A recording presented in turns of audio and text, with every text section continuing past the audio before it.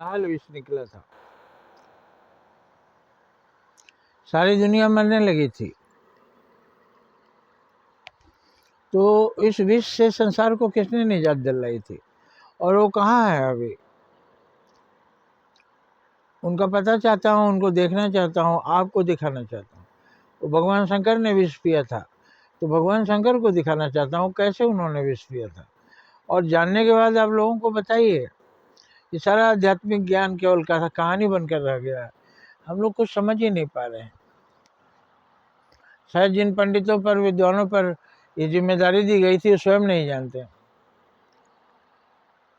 इसलिए बता नहीं पाते हैं। मुझे साक्षात्कार हुआ है, मैं आपको बताना चाहता हूँ, और आप लोगों तक पहुँचाइए, क्योंकि मेरे पास आप ही माध्यम है जो दूसरों तक ज्ञान को पहुँचाएंगे और संसार का भला करेंगे। तो हाल हाल विष निकला तो सब घबरा गए, देवता लोग भागने लगे, सब मर जाएंगे, कोई नहीं बचेगा।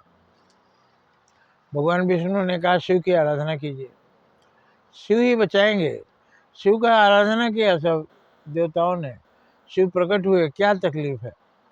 उन्होंने बताया ये विष हमें जीने नहीं देगा, मार देगा, सारी दुनिया खत्म हो जाएगी। उन्होंने कहा अच्छा ये बात है, तो मैं ही विष को पी लेता हूँ। उन्होंने शंख में डाला और सारा विष पी लिया। विष पाई शिव है। विष को उन्होंने कंठ में रोक लिया, तब से नीलकंठ कहलाया, कंठ नीला हो गया, क्योंकि विष तो विष था, अंदर जाने नहीं दिया। जैसे हमें सांप काटता है तो हम हाथ को बांध देते हैं रस्सी से, विष आगे नहीं बढ़ पाता, उसी तरह से शिव ने विष को कंठ में रोक लिया, संसार बच गया। हम नीलकंठ के दर्शन करते हैं शिवरात्रि में,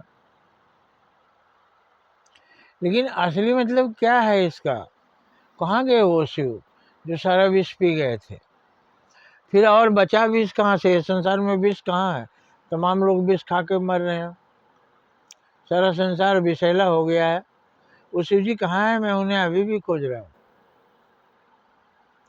आप बता पाएंगे? ये सब लगता है एक रटी रटाई कहानी है, और उस कहानी में ही रहस्य छिपा हुआ है, तत्व ज्ञान, मगर जानते नहीं है हम।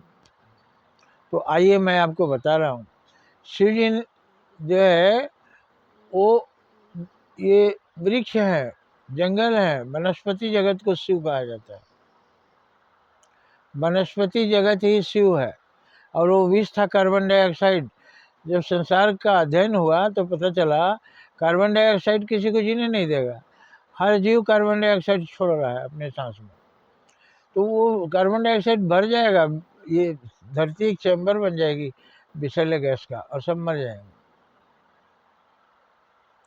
तो ये पेड़ पौधे ही हैं जो कार्बन डाइऑक्साइड में से कार्बन को पी लेते हैं, ऑक्सीजन मुक्त कर देते हैं।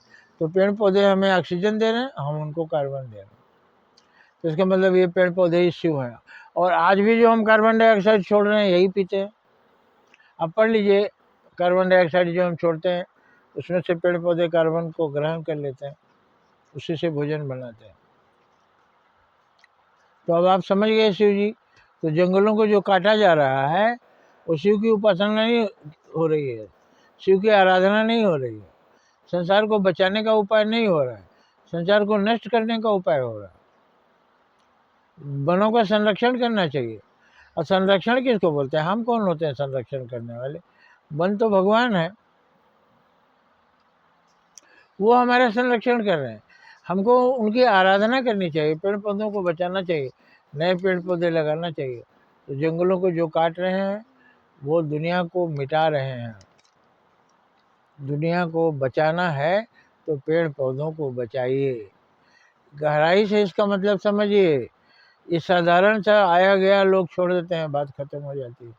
नहीं, पेड़ों को बचाइए, तभी हम बचेंगे, नहीं तो हमारा अस्तित्व खत्म हो जाएगा। धरती को पेड़ों से भर दीजिए और पेड़ों की छाया में रहिए। पेड़ पौधे से ही फल मिलता है, ऑक्सीजन मिलता है, ये धरती बची हुई है। जय हिंद, जय भारत।